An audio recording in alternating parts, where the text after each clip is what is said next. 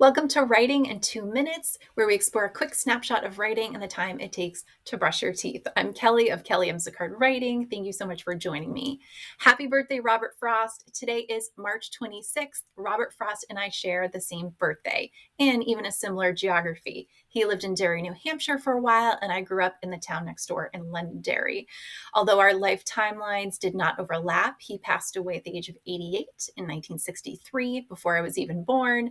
I do feel our stories intersect in some ways that I would love to share with you.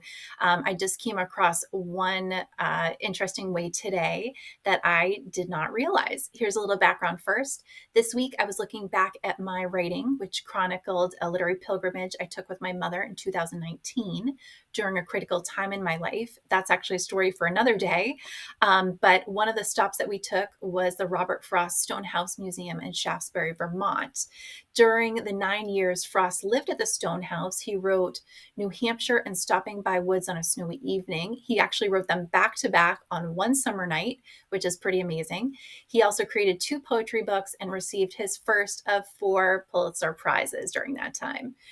Reading through my notes from our trip, I just stopped in my tracks. My theme for 2024 is freedom, and I just uncovered this short passage I wrote about Robert Frost.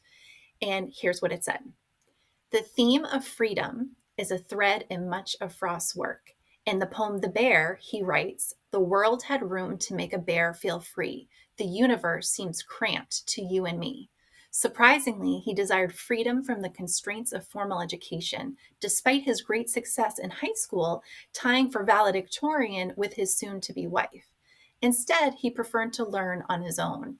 I read Virgil, Homer, Horace, and the rest all before I even went to college, he said. Frost also wanted freedom from the constraints of time to think, explore, and write. This was not conducive to most jobs, but eventually, through the help of a doctor who told him farming would be a good match for his temperament, he gained the time he needed and had a powerful decade living at the Derry, New Hampshire farmhouse.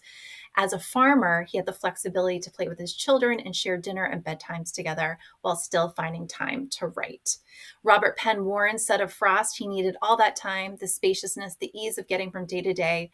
Poems could root in those spaces. So cheers to you, Robert Frost, and to all the writers and people out there trying to create the space needed to think, explore, and create. Thanks for joining me.